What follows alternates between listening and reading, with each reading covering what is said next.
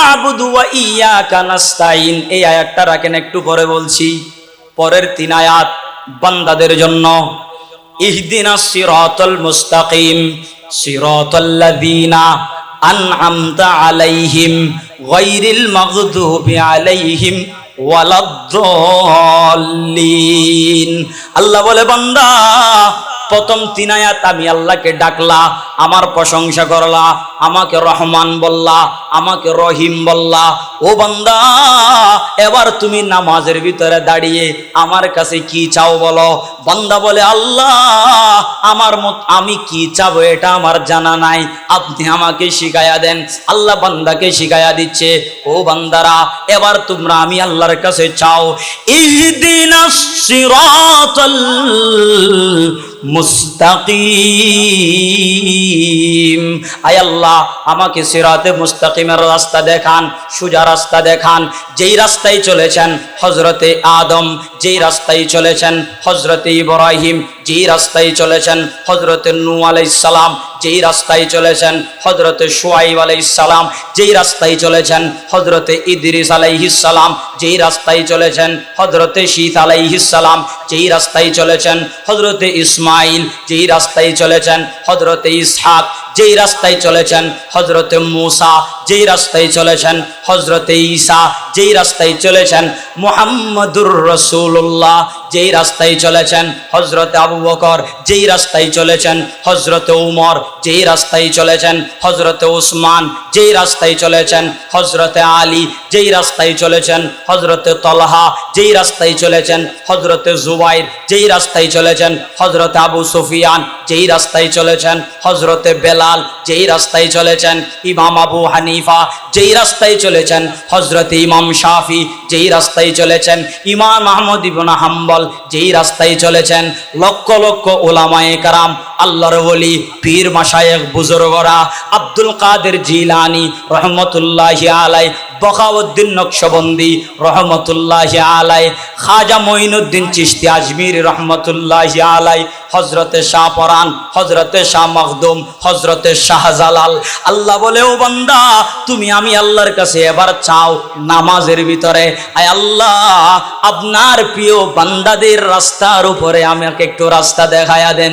বলেন সুবহানাল্লাহ। একটু জোরে বলেন না সুবহানাল্লাহ। আল্লাহর নেককার বান্দাদের রাস্তার উপরে চলার জন্য আল্লাহ নিজে আমাদেরকে শিখাইয়া দিচ্ছেন, ভাই আমি আল্লাহর কাছে তোমরা প্রার্থনা করো। সুবহানাল্লাহ বলবেন না?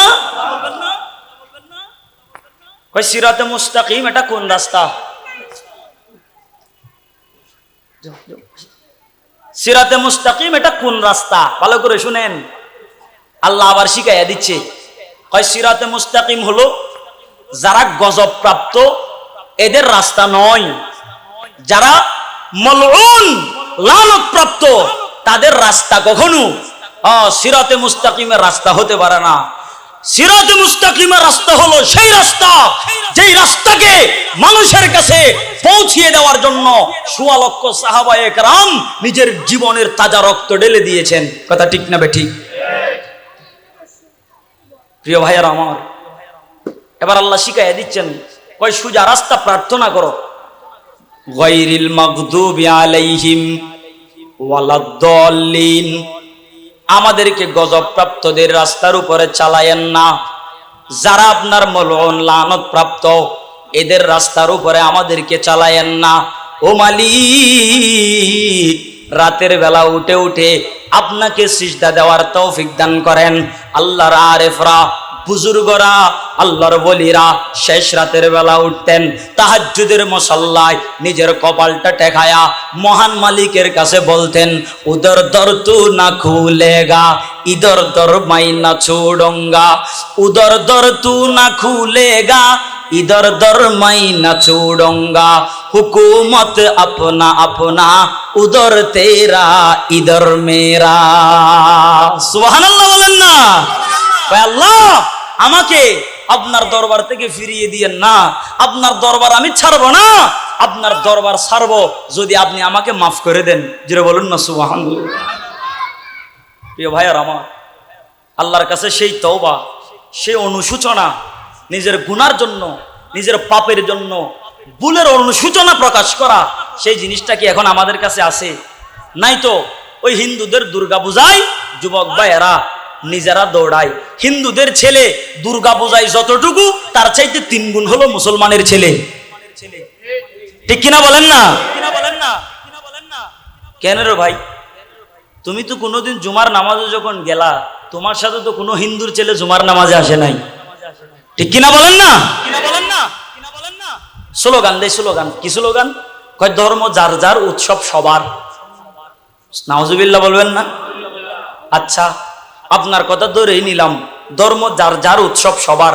কোরবানের দিন আমার সাথে আসো, গরু 4টা নিয়ে আসো, মাদ্রাসার মাঠে একসাথে দুজনে মিলে জবাই দিব। হিন্দুও খাবে, আমিও খাবো। কারণ কি? কয় ধর্ম যার যার, উৎসব সবার। কথা ঠিক কিনা বলেন না? আজ পর্যন্ত কোনো হিন্দু ভাই কোনোদিন কি কোরবানি দেওয়ার জন্য গরু জবাই করছেনি? কথা বলেন না কেন? তো তুমি লজ্জা শরম নাই? মুসলমানের ঘরে জন্ম নিয়ে তুমি কেমনে দুর্গা পূজায় যাও? লজ্জা শরম নাই?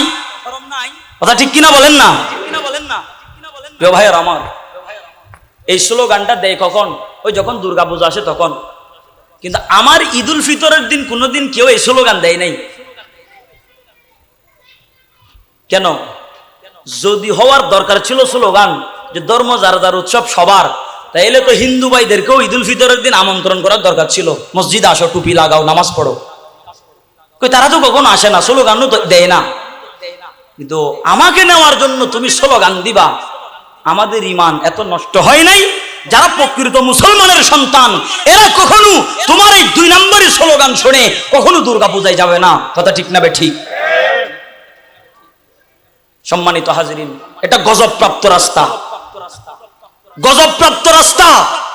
মূর্তি পূজা করা, মূর্তির সামনে দাঁড়ানো, স্পষ্ট শিরক, স্পষ্ট শিরক গুনাহ।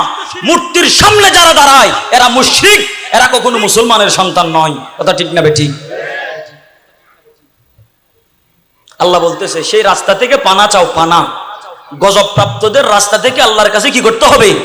তওবা করতে হবে। এবার এই 3 আয়াত বান্দার জন্য দেওয়ার পরে আল্লাহ বলে, বান্দা এবার একটা আয়াত, অর্ধেক তোমার অর্ধেক আমার। বলেন না, অর্ধেক তোমার অর্ধেক আমার। এবার আল্লাহ পাক বলেন, অর্ধেক তোমার অর্ধেক আমার। এই আয়াতটা শুরুতেও দিব না, শেষেও দিব না। 3টা তোমার, 3টা আমার, মাঝখানে ঢোকায়া দিলাম। ইয়াকা না'বুদু ওয়া ইয়াকা নাস্তাঈন। ও মালিক, একমাত্র আমি তোমারই ইবাদত করি এবং তুমি আমাকে সাহায্য করো। বলেন সুবহানাল্লাহ। আল্লাহর কাছে অর্ধেক আমার, ও আল্লাহ আপনি আমাকে সাহায্য করেন। অর্ধেক আল্লাহর, আমি ইবাদত করতেছি আল্লাহর, আল্লাহ আমাকে সাহায্য করতেছেন।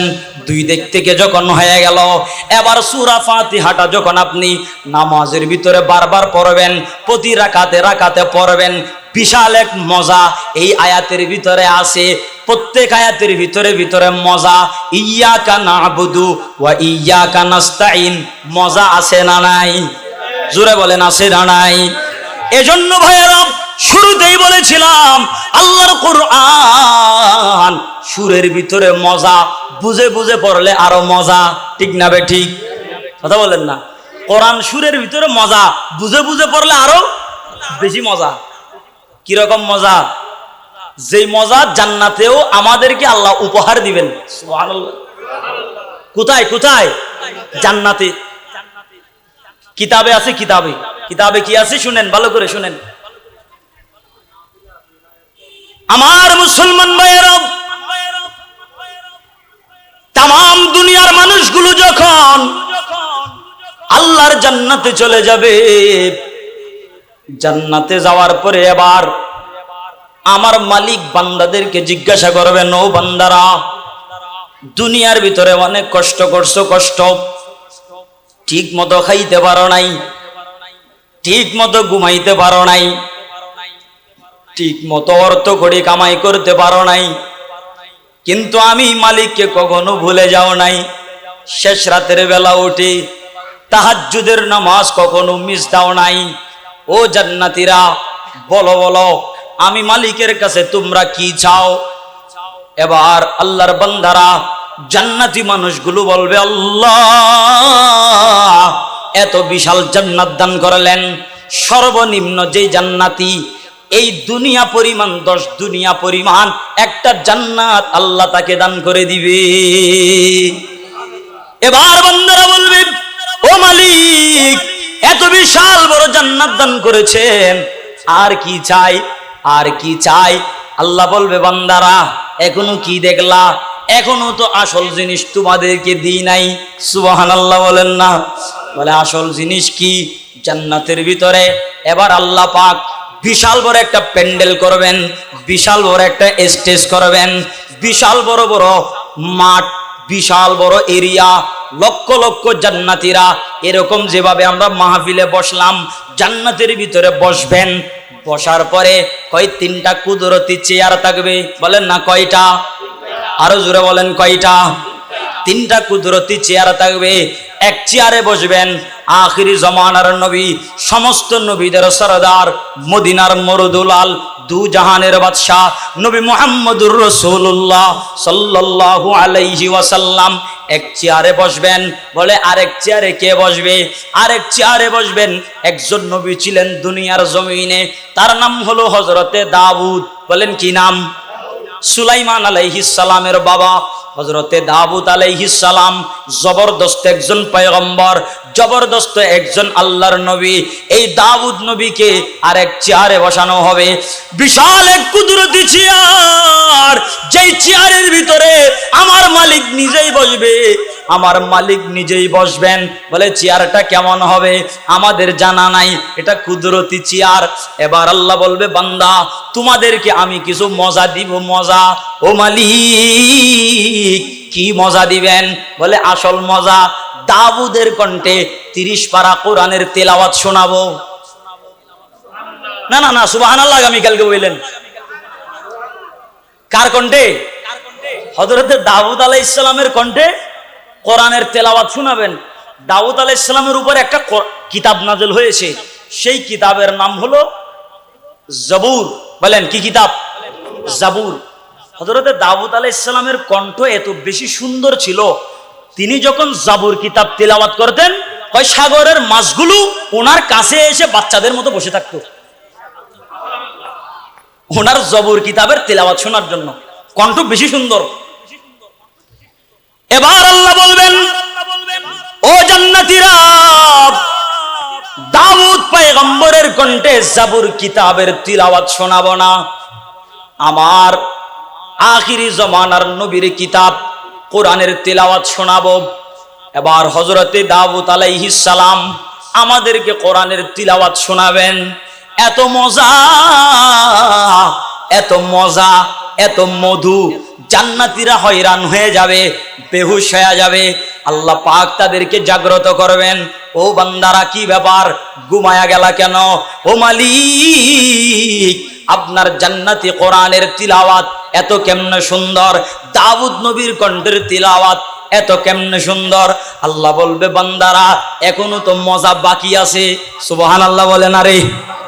কয় এখনো তো মজা বাকি আছে। কি মজা?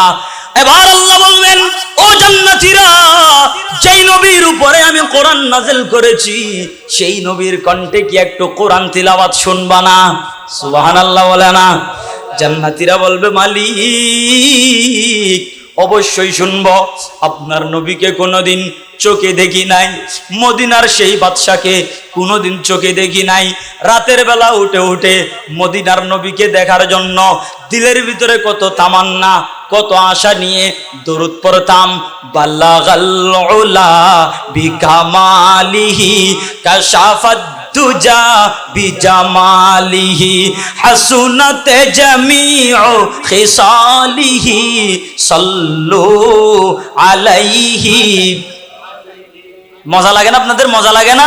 বলেন না? ওই আহমদ রাজা ফাজলে বেরলভী রহমতুল্লাহি আলাই রসুলের শানে পড়েছেন, কয় জিসকা কোই সানি নেহি वो নবী হামারা হে। সুবহানাল্লাহ বলবেন না? কয় যে নবীর কোনো দ্বিতীয় নাই সেটাই আমাদের নবী। सुभान अल्लाह सुभान अल्लाह। जिसका कोई सानी नहीं वो नबी हमारा है, मुस्तफा की अजमत का हद है ना किनारा है। जिसका कोई सानी नहीं, जिसका कोई सानी नहीं वो नबी हमारा है, वो नबी जिसका कोई सानी नहीं वो नबी हमारा है। নবীর প্রেমে গাইতে মজা লাগেনি? কথা বলে না কেন, লাগে কি না? তো রসুল পাকের তেলাওয়াত শুনতে মনে চায় কার কার? দুই হাত তুলে দেখাইতে একটু। আল্লাহ রসুলের জবানের কণ্ঠের তেলাওয়াত শুনতে মনে চাইনি আপনাদের? হাত নামান।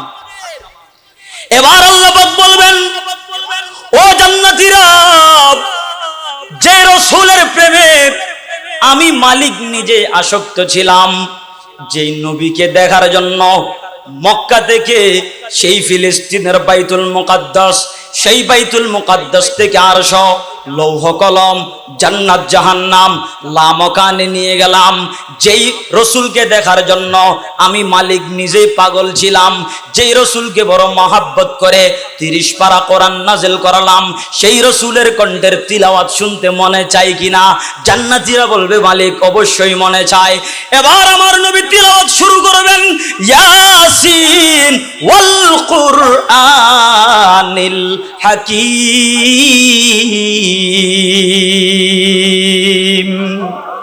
আমার নবী সূরা ইয়াসিনের তিলাওয়াত করবে। ও মুসলমান, কিতাবের ভিতরে আছে আমার নবী যখন সূরা ইয়াসিনের তিলাওয়াত করবে উম্মতেরা হয়রান হয়ে যাবে, উম্মতেরা পাগল হয়ে যাবে। ও আল্লাহ, আরো শুনবো আরো শুনবো। আমার নবী সূরা ইয়াসিন তিলাওয়াত করতে থাকবেন, তামাম জান্নাতীরা ঘুমের ভিতরে চলে যাবে। ও মালিক, এত সুন্দর তিলাওয়াত কেমনে হয়? এটা কোন দেশের ভাষা? আল্লাহ বলবে এটা কোরআন। মজা লাগেনি? বলে হ্যাঁ হ্যাঁ, এত মজা দুনিয়ার ভিতরে কোনো গানের ভিতরে পাই না, কোনো নাতের ভিতরে পাই নাই, কোনো সুরের ভিতরে পাই নাই। কোরআনের ভিতরে কেন এত মজা? আল্লাহ বলবে তোমরা বেহুশ হয়ে গেল নাকি? কয় এখনো তো আসল জিনিস বাকি আছে, আরো মজা লাগবে কিনা? সুবহানাল্লাহ বলে না মুসলমান? আল্লাহ কি বলবে? কয় মুহাম্মদুর রাসূলুল্লাহর তিলাওয়াত শুনে কি তোমাদের মজা শেষ? কয় আল্লাহ, এটার চাইতে কি আরো মজা কিছু আছে নাকি? আল্লাহ বলবে বান্দারা, হ্যাঁ হ্যাঁ, এটার চাইতে আরো মজা। বলে কি মজা? বলে কোরআন এটা কার কালাম? মুসলমান জবান খুলে বলেন না কোরআন কার কালাম? পিছনের ভাইয়েরা বলে না কার কালাম? সবাই মিলে একসাথে জুড়ে বলবো কোরআন এটা কার কালাম? আল্লাহর কালাম। আল্লাহ বলবে বান্দারা, রাতের বেলা তাহাজ্জুদের নামাজে কোরআন তেলাওয়াত করেছ, আমি মালিককে কখনো দেখো নাই, জান্নাতকে কোনোদিন দেখো নাই, জাহান্নাম কোনোদিন দেখো নাই, ফেরেশতাদেরকে কোনোদিন দেখো নাই, এরপরেও আমি মালিককে না দেখে সিজদা দিয়েছ, রাতের বেলা উঠে উঠে কান্না করেছ। আমি মালিক, আমার সেই কালাম কি আমার কণ্ঠে তোমাদেরকে শোনাবো না? সুবহানাল্লাহ বলেন না? এবার আল্লাহ বলবেন, ও জান্নাতীরা, তোমাদেরকে আমি মালিক নিজে কোরআনের তিলাওয়াত শোনাবো। কি বলে আল্লাহ, আপনি কোরআনের তিলাওয়াত শোনাবেন? বলে হ্যাঁ হ্যাঁ। এই বলে আল্লাহ এবার কোরআনের তিলাওয়াত শুরু করবেন। হাদিস শরীফের ভিতরে আছে আমার নবী সূরা রহমান তিলাওয়াত করবেন। আমার আল্লাহ কি তিলাওয়াত করবেন?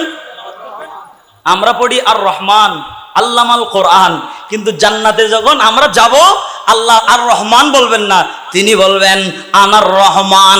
কয় আমি রহমান। সুবহানাল্লাহ বলেন না? আল্লামাল কোরআন, কয় তোমাদেরকে কোরআন শিখাইছি। খলাকল ইনসান, তোমাদেরকে মানুষ বানাইছি। আল্লামাহুল বয়ান, কোরআনের ব্যাখ্যা করার জন্য আলেমদেরকে জ্ঞান দিয়েছি, বয়ান শিখিয়েছি। আমি মালিকের কোরআনটাকে কি শুনবা না?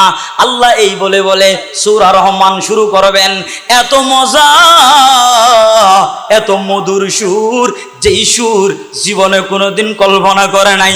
বান্দারা হয়রান হয়ে যাবে, বান্দারা বেহুশ হয়ে যাবে। আমার আল্লাহ নিজেই 30 পারা কোরআনের তিলাওয়াত করে শুনিয়ে দিবে।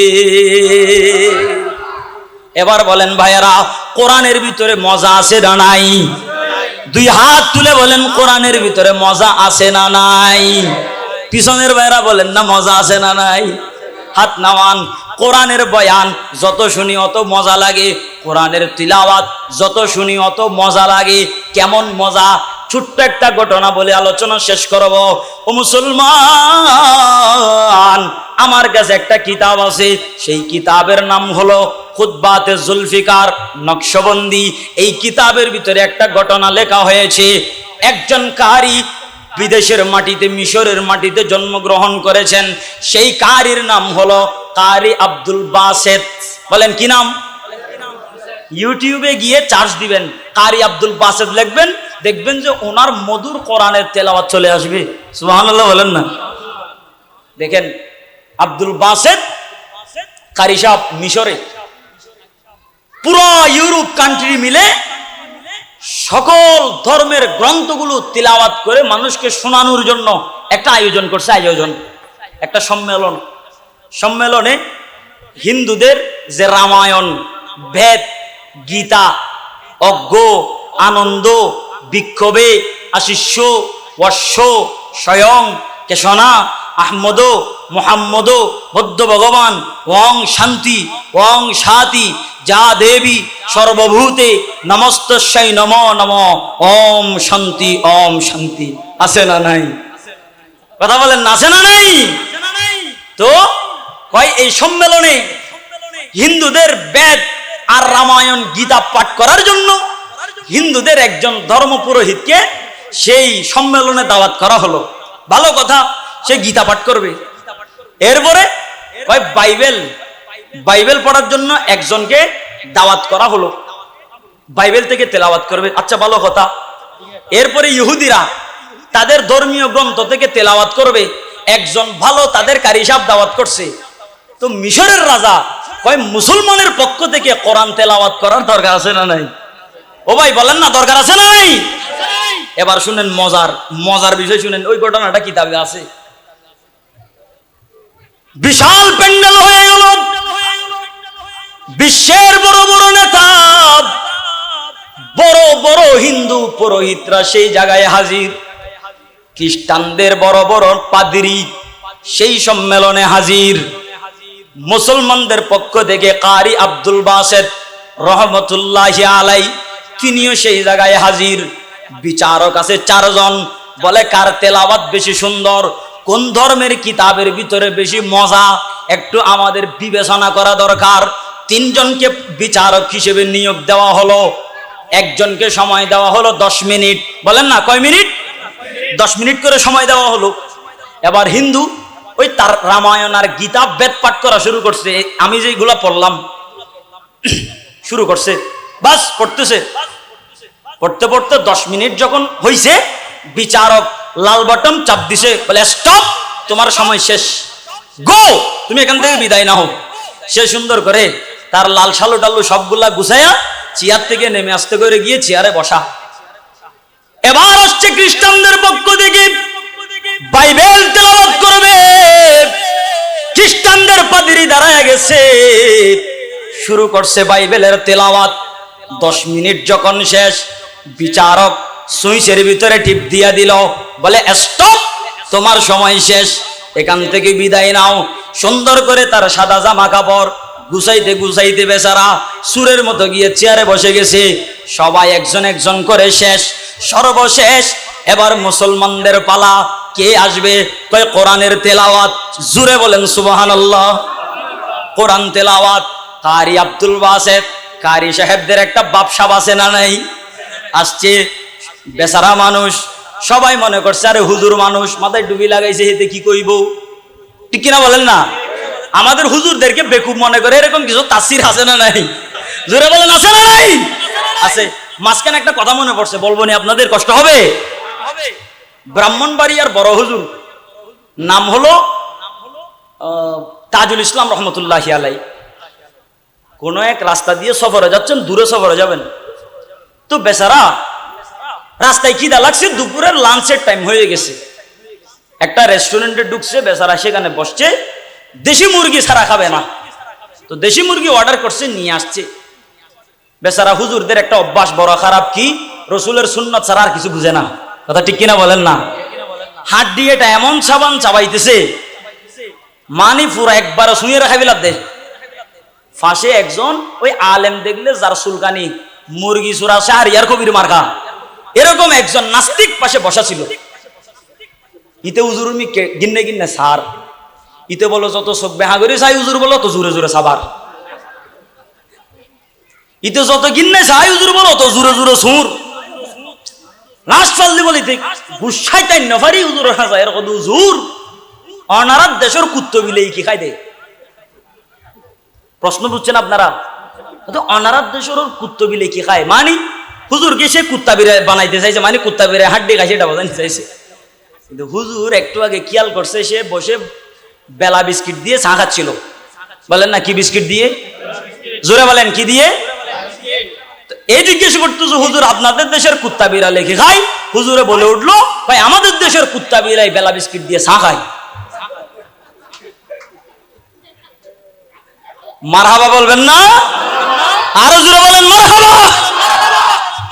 তো আমাদের আলেমদের কি এরকম বেকুব মনে করে তাসিরা কিছু আছে না নাই?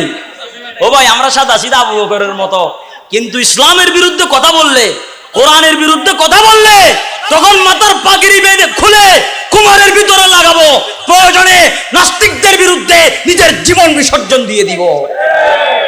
কথা ঠিক না বে ঠিক? অনেক ঘটনা আছে, যাই হোক লম্বা হয়ে যাবে।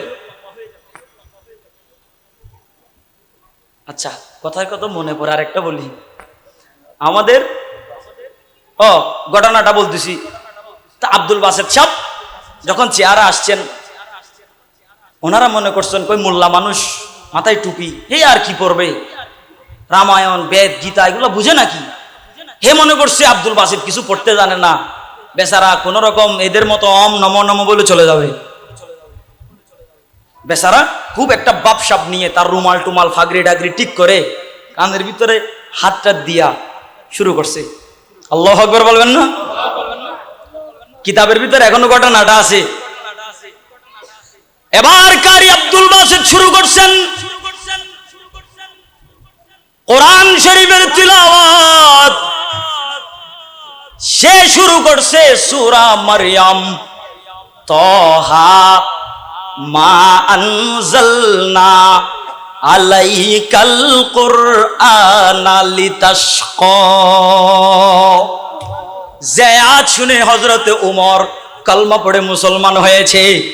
নিজের বোনের কণ্ঠে ফাতেমা যখন কোরআনের তিলাওয়াত শুরু করছে, সূরা মারইয়াম তাহা থেকে শুরু করছেন, হযরতে উমরের মতো মানুষ কোরআনের তিলাওয়াত শুনে ফিদা হয়ে গেছেন। আমার নবীর সামনে এসে কালমা পড়ে মুসলমান হয়েছে। সুবহানাল্লাহ বলেন না? এবার কারি আব্দুল বাসিত কানের ভিতরে হাত দিয়া সূরা মারইয়াম শুরু করছে, তাহা মা আনজালনা আলাইকাল কুরআনা লিতাশকা। শুরু করছে কোরআন তেলাওয়াত। বিচারক যেই তিনজন, দুনিয়া কি আদালত মে তেরা নাম রহেগা, ফারুক তেরা नाम से इस्लाम रहेगा, दुनिया की सदाकत में तेरा नाम रहेगा, सिद्दीक तेरा नाम से इस्लाम रहेगा, दुनिया की शुजाअत में तेरा नाम रहेगा, फारूक तेरा नाम से इस्लाम रहेगा। एक बार ज़बान छेड़े बोला जावे कि सुबहानाल्लाह। कुराনের কারণে হযরত আবু বকর আমার নবীর জবান থেকে জান্নাতের সার্টিফিকেট পেয়েছেন।